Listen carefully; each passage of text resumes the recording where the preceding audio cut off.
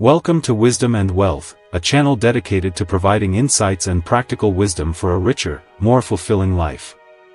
We understand the unique challenges and opportunities that come with age, especially for those over 40. Here, we delve into timeless principles, offering a fresh perspective on navigating the complexities of modern life. Before we begin, if this is your first time visiting, please consider liking this video and subscribing to our channel for more content that nourishes your mind and soul. Let's embark on this journey together. Have you ever found yourself wide awake at 3 a.m., your mind a whirlwind of thoughts, your heart pounding with anxiety? Those moments when worries about loved ones leaving, or your life falling apart, seem overwhelming. You tell yourself it's just concern, a natural part of caring. But what if, deep down, you're holding on too tightly? It's a common human experience, this fear of loss, this need to control the uncontrollable. Here's the paradox we want to explore today: the tighter you grip onto what you love, the more you suffer from the fear of losing it. The more you try to control the outcome, the greater your anxiety becomes. But what if I told you that the secret to lasting peace isn't about mastering life, but about gently loosening your grip? It's a shift in perspective that can transform your relationship with fear and anxiety. Anxiety doesn't stem from external events, from what's happening out there. Instead, it arises from our deep attachment to how we want things to be. Think about it for a moment. You don't feel anxious simply because someone hasn't texted you back. You feel anxious because you needed them to text you back. Your peace is dependent on someone else's actions. You're not stressed because you lost your job, you're stressed because your sense of identity was wrapped up in that job. In Buddhist teachings, this attachment, this clinging, is called upadana, grasping. It's like trying to hold water in your fist. The more intensely you squeeze, the faster the water slips away. Your desire for control backfires, creating more suffering. Now, consider this crucial question, the one we rarely ask ourselves: what am I clinging to? Is it a specific outcome? A particular person? An idealized version of who I think I should be? Once you start examining your worries through this lens, your perspective will transform. Worry, you see, isn't just fear. It's attachment in disguise, a craving for a certain outcome, a resistance to the uncertainty of life. This realization can be a powerful catalyst for change. If you are enjoying this content, please like this video and consider subscribing to Buddhist doctrine. I recall a woman I encountered at a retreat. She had lost her home, her marriage had ended, and nearly all her savings were gone.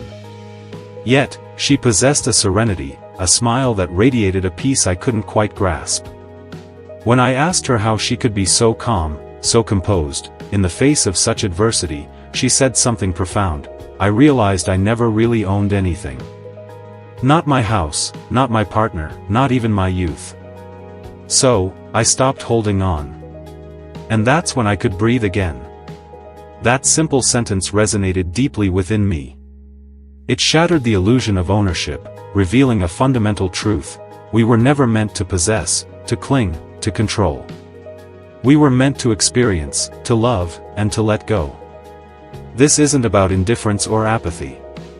It's about understanding the impermanent nature of life and embracing it with an open heart. Letting go doesn't mean you stop caring. It means you stop trying to own the outcome. You can love someone with all your heart and still give them the freedom to leave.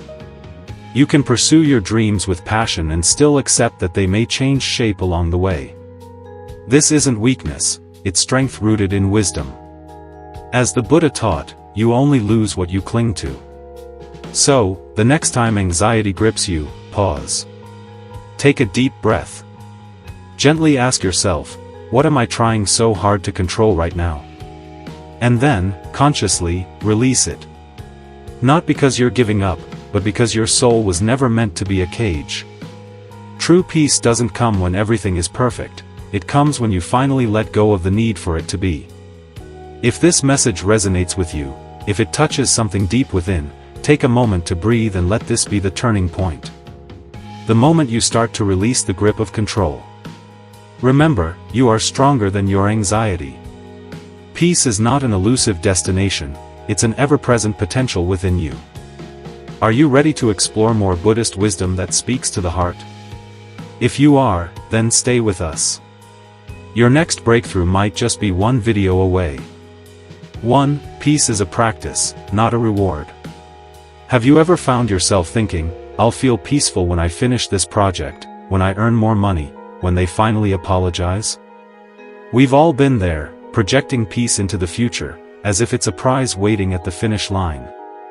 But Buddhist wisdom reveals a profound paradox. Peace isn't what you find after the storm ends, peace is what you bring into the storm. It's an internal state, not an external circumstance. I knew a woman named Elena, who worked long hours, cared for her aging father, and raised 2 children on her own. Life rarely offered her a break. Yet, every morning, before dawn, she'd sit by her window, light a candle, and breathe. She called it watering her inner garden. This wasn't a luxury, a treat for when things were calm. It was a vital practice exactly when things weren't. Elena recognized that peace was something she cultivated, not something she waited for. You see, peace isn't passive, it's not merely the absence of noise or conflict. It's an intentional practice, like tending a garden even when storms are brewing. In Buddhism, this cultivation is known as bhavana, the gentle training of the mind. It's about choosing stillness not because life is perfect, but because your heart needs space to breathe. So many of us wait for life to become easier before we allow ourselves to exhale. But what if peace isn't something you wait for? What if it's something you nurture, moment by moment, breath by breath? Even when the children are screaming, the bills are piling up, and grief wraps around your chest like a winter wind. When you no longer depend on external conditions for wholeness, you stop being a victim of your circumstances, you stop outsourcing your peace to things beyond your control.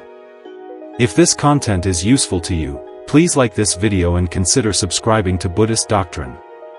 Think of a lotus flower. It doesn't wait for the mud to disappear, it blooms in the mud. This is what makes peace so powerful. It's not fragile, it doesn't need a perfect environment. It just needs your presence, your willingness to return to your breath, your body, to this moment, without running away from it. So, perhaps the better question isn't, when will I be at peace, but, how can I practice peace right now? Close your eyes for a moment. Listen to the quiet beneath your thoughts, that gentle hum beneath all your worries. It's always been there, it's your true home.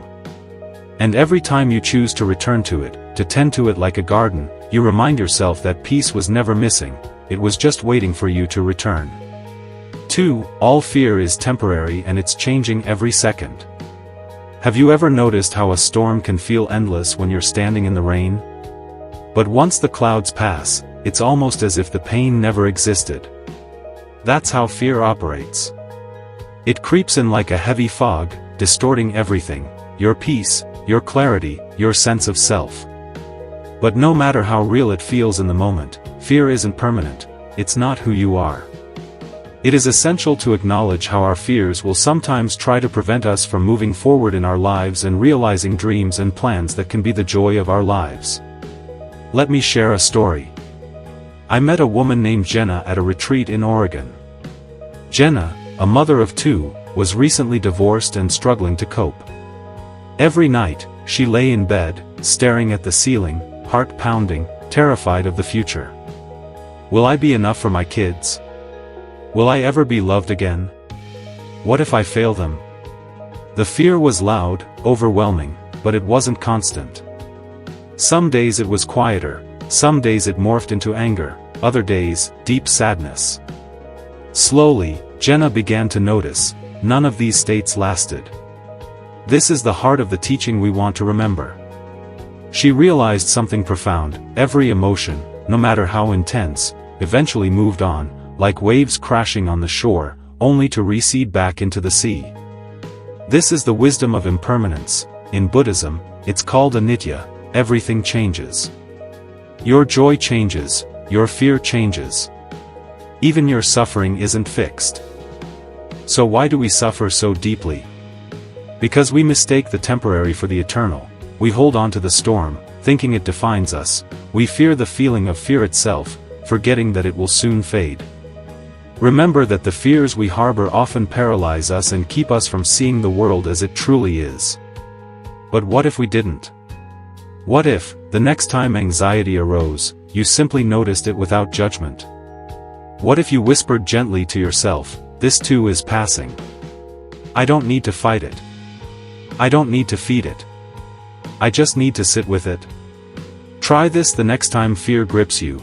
Place your hand on your chest, breathe deeply, and say, "This fear isn't me, it's just a moment, like wind brushing past my skin." This is the truth. Whatever once caused you deep pain, be it a breakup, betrayal, or failure, has now become just a memory. You survived it, it didn't last. And neither will this. If this content resonates with you, please like this video and consider subscribing to Buddhist doctrine. Impermanence isn't a threat, it's your freedom. It means you're never stuck, never frozen in one state of being. You're constantly evolving, whether you notice it or not. So, the next time fear comes knocking, you don't have to slam the door. Just greet it like an old visitor. Let it speak, then let it leave. It always will. Let this truth settle into your heart. You are not your fear, you are the sky, vast, spacious, unchanging, and fear is just another cloud passing through. Now that we've seen how fear loses its power when we understand impermanence, let's go deeper. In the next segment, we'll explore a profound shift in perspective. What if your overthinking wasn't the enemy, but the gateway to awakening? Stay with me. 3. You are not the worry, you are the awareness behind it. She sat by the window, gazing at the same sky she saw every day, but today, it felt different. Her chest was tight, her mind was racing. What if I mess up again? What if they leave me? What if I never get out of this? We all have moments like these, moments where anxiety feels like a storm tearing through the quiet of our lives. But here's the thing, most of us forget, you are not the storm, you are the sky. Let that sink in for a moment. Thoughts, worries, fears, they come and go, they rise like clouds, gather force like thunder, but then they pass. The sky remains still, silent, unshaken. In Buddhism, this awareness, the quiet space behind our thoughts, isn't just a metaphor, it's your true self. You aren't your fear of failure, the voice that says you're not enough, or the part of you that desperately wants to control everything. You are the one who sees all of that without becoming it.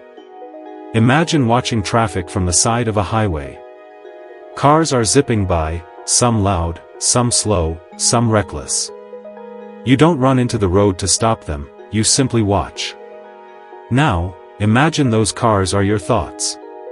Some are anxious, some are sad, some are hopeful. You don't need to chase any of them, you just sit, watch, breathe. That's what it means to stop identifying with the mind. The moment you believe, "I am anxious," you trap yourself in that identity. But if you say instead, there's anxiety," you create space, you become the observer, not the victim. That shift is liberation.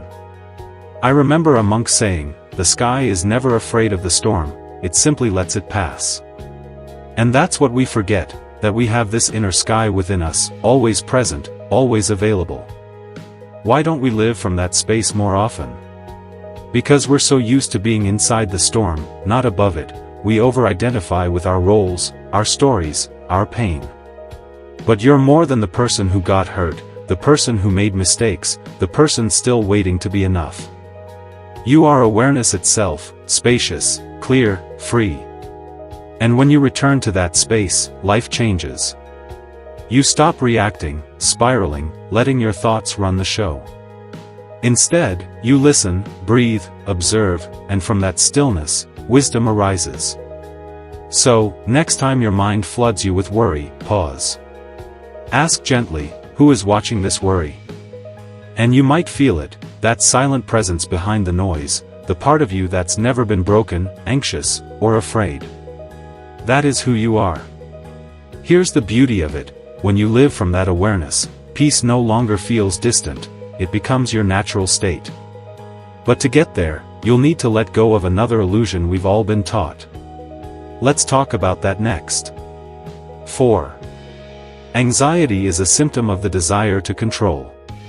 If this content has been helpful to you, please like this video and consider subscribing to Buddhist doctrine. Have you ever stood at the ocean's edge and tried to stop a wave with your hands? You can brace yourself, yell, even pretend you're in control, but the water doesn't listen, it keeps coming. That's what worry feels like, our desperate attempt to control a world never meant to be held still. Consider Sarah. She's a mother of 2, works full-time, juggles schedules, bills, expectations. Every night, she plans every conversation, replays every mistake, imagines every what if. She believes that if she thinks hard enough, she can prevent things from going wrong. But here's the truth she never learned in school: worry isn't love, it's control in disguise. We worry because we believe that if we let go, things will fall apart, that the people we love will suffer, and we'll be to blame. But life doesn't work that way. Buddhism teaches that suffering begins when we cling to outcomes, identities, expectations. Worry is the mind's way of resisting what is and demanding what should be. Ironically, the more we try to control, the more powerless we feel. Think about the last time things didn't go your way. Did worrying improve the situation, or just diminish you? Letting go isn't giving up, it's trusting life more than your fear. It's recognizing that the river of life will carry you forward, not because you fight the current, but because you flow with it. When Sarah reached a breaking point, burned out, exhausted, she tried something radical. One night, instead of planning every detail, she whispered, "Let it be, just for tonight." To her surprise, the world didn't collapse. In fact, she slept for the first time in weeks. That taught her something new: peace isn't found in control, it's found in surrender. Now, whenever her thoughts spiral, she gently asks, "Am I trying to control the ocean again?" And then she breathes. So, let me ask you, what are you clinging to so tightly that it's hurting you? What if you stopped trying to hold the water and just floated? You might find the world is softer than you feared and wiser than you imagined. Let's keep going, because in the next part, we'll explore why letting go doesn't mean detachment, it means loving more freely than ever before. 5. Worry is a wake-up call. Have you noticed how worry appears at the worst times, like an uninvited guest knocking when you're trying to rest? But what if worry isn't the enemy? What if it's a sacred messenger trying to bring you home? Buddhism beautifully suggests that worry isn't something to fight, it's a signal, a wake-up call, a reminder that your mind has wandered from the present.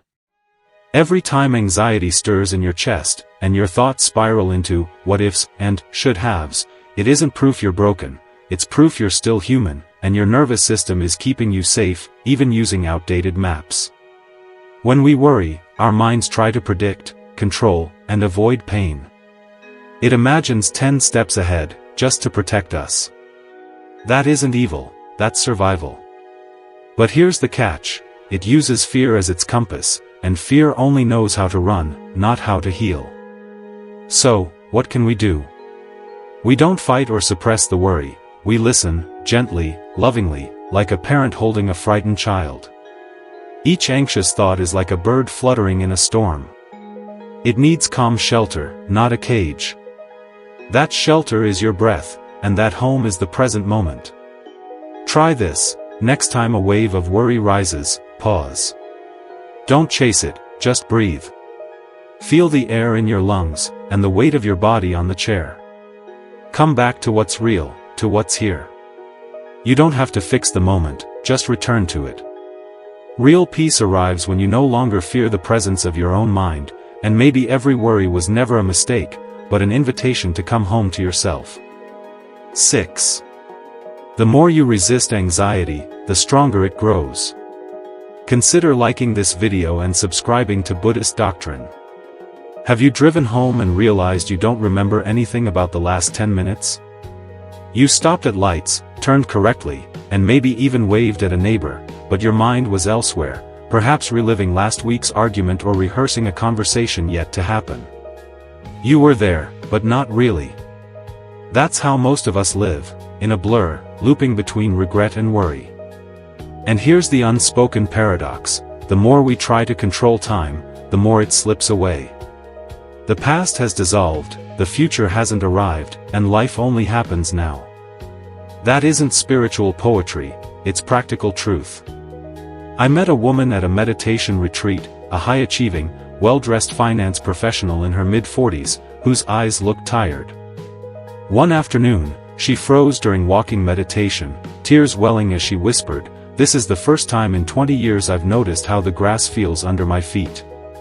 Not because she lacked grass at home, but because she was never home in the moment, always solving the next problem, and chasing the next milestone. The past can become a prison, especially when we replay mistakes or cling to memories of a time that's no longer here, while the future seduces us with promises: if I finish this project, or if they love me, then I'll be happy. But happiness doesn't live in a destination, it lives in attention, in presence. Right now, you're breathing, your heart is beating, and the sky still holds light. Someone out there is praying for the life you're rushing through. We have more tools to connect but feel more disconnected than ever. We scroll through thousands of lives but forget to live our own. Buddha said, "Do not dwell in the past, do not dream of the future, concentrate the mind on the present moment." The present is where life happens and where healing begins. Every inhale is a return, every exhale a release, and every moment you choose to be here, your soul whispers, "Welcome home." Ask yourself where you are right now, not physically, but mentally and emotionally. Are you stuck in a memory or worrying about an unreal future? Then come back to the warmth of this breath, the softness of this moment, this sacred, irreplaceable moment of being alive, because life isn't waiting for someday, it's happening right now. Here's the question we forget to ask: if the present is precious, why is it so hard to stay here?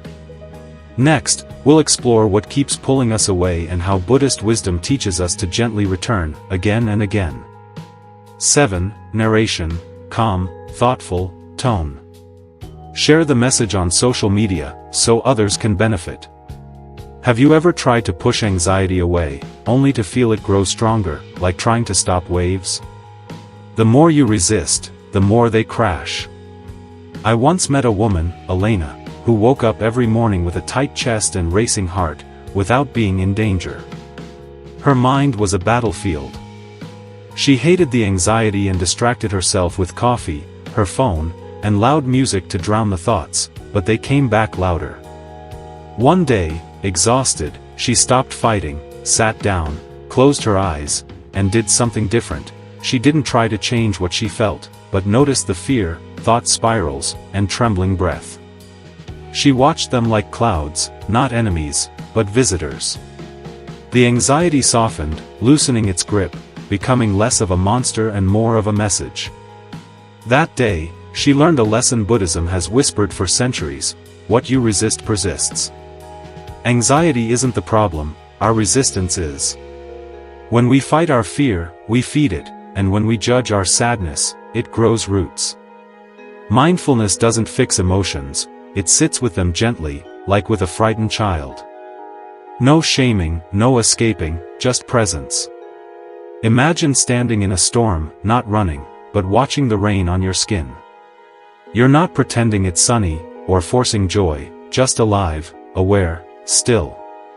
That's mindfulness, like watching a storm through a window. The chaos is outside, but you're safe and centered. Buddhism teaches that suffering increases not from pain, but from the stories we tell about it. I shouldn't feel this way, this will never end, what's wrong with me? These stories are gasoline on fire. But when you return to the breath, this inhale and exhale, you drop the story and come home. Elena didn't cure her anxiety in one sitting. Healing is a daily practice. Some mornings, the tightness returns, but now she recognizes it, breathes with it, and her fear becomes a teacher, not a tyrant. What if you didn't fix your emotions today, but just held space for them? What if your anxiety wasn't weakness, but a signal calling you home? Let this be your reminder: the path isn't escaping the storm, but learning to stand in the rain and not get lost. Let your friends on social media know about Buddhist doctrine. In the next part, we'll go deeper into the power of letting go, not as giving up, but opening up, because sometimes the peace we're searching for begins the moment we stop clinging to control. 8. Mental suffering. You're not drowning in reality, but in your mind. I knew a woman who had everything going for her, a steady job, a warm home, and a partner who cared for her. Yet, every morning she woke up with a heavy knot in her chest, and a voice whispering, "What if I lose it all? What if I mess up? What if something bad is just around the corner?" From the outside, her life looked peaceful, but inside, it was a constant storm of what-ifs. Have you ever felt that way, like you're not drowning because of what's happening, but because of what your mind keeps playing on repeat? That's the silent nature of mental suffering. It doesn't shout, it whispers, and it weaves stories of fear and regret so convincingly that we forget one thing: we're not in danger, just not present. Your mind loves to time travel. It drags you into the past, where regret lives, or flings you into the future, where anxiety waits like a shadow. Instead of living your life, you're rehearsing pain that hasn't happened or reliving pain that can't be changed.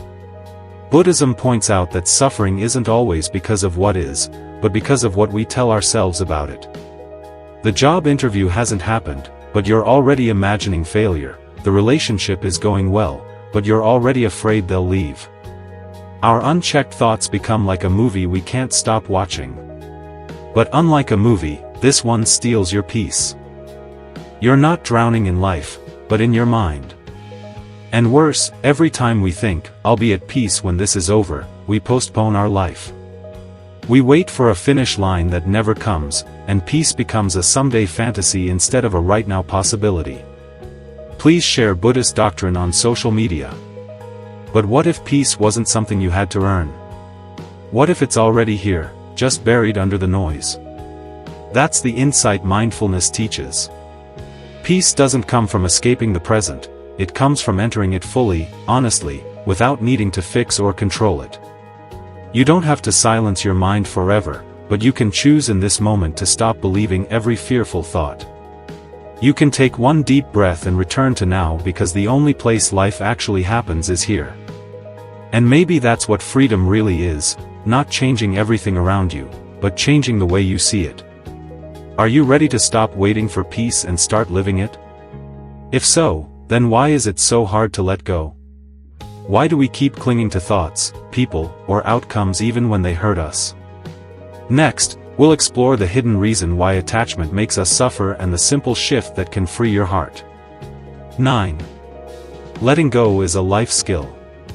She stared at the unopened text message for the 6th time today, not because she didn't want to reply, but because she knew once she did, she'd fall back into that loop again of hoping, waiting, and holding on to something that no longer held her back. We've all been there, clinging to a relationship, a job, an identity, or even a dream long after life has whispered, "It's time to let go." But what if letting go isn't failure? What if it's actually your greatest power? We often think of letting go as giving up, as if it means we didn't try hard enough, love deep enough, or fight long enough. But here's a truth that most of us forget: letting go isn't the end, it's an alignment, a sacred pause that returns you to harmony with the rhythm of life. Think about nature. A tree doesn't force its leaves to stay when autumn arrives, it lets them fall because something deep within knows new life is waiting beneath the soil of surrender.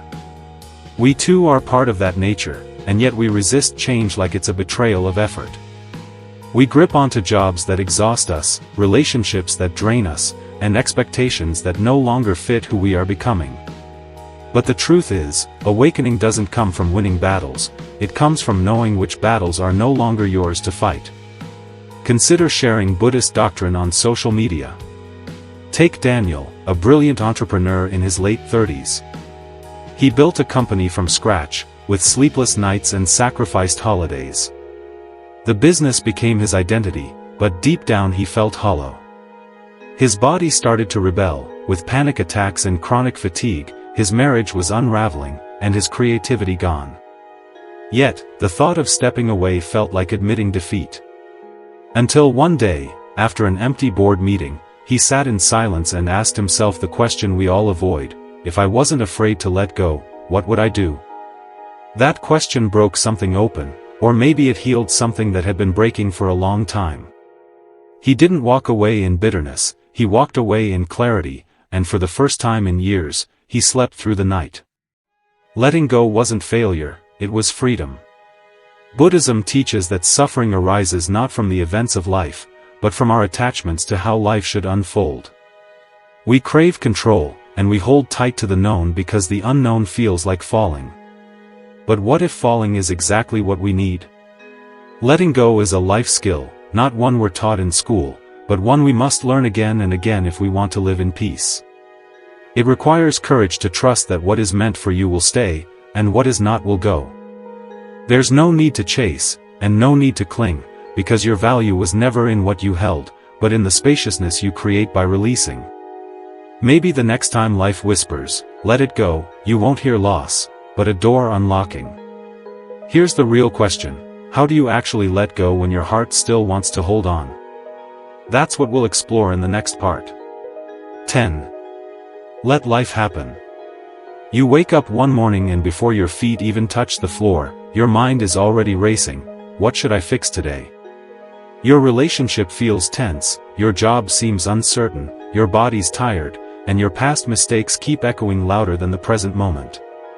You start the day with a silent promise: if I can just fix everything, maybe then I'll finally feel peace. But here's the hard truth: what if peace doesn't come from fixing? What if it comes from finally stopping? Let me tell you a story. Eliza is in her late 30s, successful by society's standards, with a stable career, 2 kids, a husband who mostly listens, and a cozy home in the suburbs. From the outside, she's got it all together, but inside, she's exhausted. She's been fighting to hold everything in place, managing emotions, smoothing out arguments, and cleaning up the mess of everyone else's chaos. Then one afternoon, while folding laundry and listening to a podcast, she hears a sentence that stuns her into silence: life doesn't need you to fix it, it just needs you to be fully here. She freezes because for a moment she realizes she's spent her whole life reacting to people, to stress, and to the fear of being not enough. She's been so busy fixing, planning, and controlling, that she's never actually lived the moment she was in. And that moment, that's where life actually happens. Reaction is a reflex, but presence is a conscious choice. We're conditioned to believe that if we don't do something, things will fall apart, and that if we're not constantly working to fix ourselves or others, we're failing. But Buddhism offers a gentle paradox: you don't find peace by controlling life, you find it by returning to life as it is, over and over again. How do you return? With the breath, noticing the inhale, noticing the exhale, and with no judgment, and no needing to change what you feel, just being. The breath becomes the doorway, and each time you return to it, even for a second, you shift from the storm in your mind to the stillness of now, and from that stillness, clarity begins to grow. Eliza started practicing this, not perfectly, just honestly. When her kids screamed, she paused. When the email triggered her anxiety, she breathed. And when the silence felt heavy, she stayed with it. Little by little, she stopped trying to fix the moment and started letting it unfold. You know what happened? Nothing dramatic, and no fireworks, but for the first time, she felt alive, present, and unburdened. Maybe that's the kind of miracle we're all missing, not the life we imagine, but the life we're already in. Consider sharing Buddhist doctrine. I want to leave you with a question.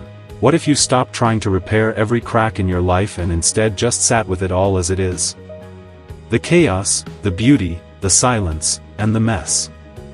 Maybe that's where healing begins, not in the fixing, but in the seeing of this one breath, this one moment, this one life already here, and already enough. Take a breath, and let life. Thank you for joining us on this journey of wisdom and wealth. We hope these insights have provided you with a fresh perspective and practical guidance for navigating life's challenges. If you found this video helpful, Please like this video and subscribe to Buddhist doctrine. Remember that our aim is to enrich your life with timeless wisdom, offering tools for a more fulfilling and peaceful existence. Stay tuned for more insightful videos that empower you to live your best life, and stay strong and in peace.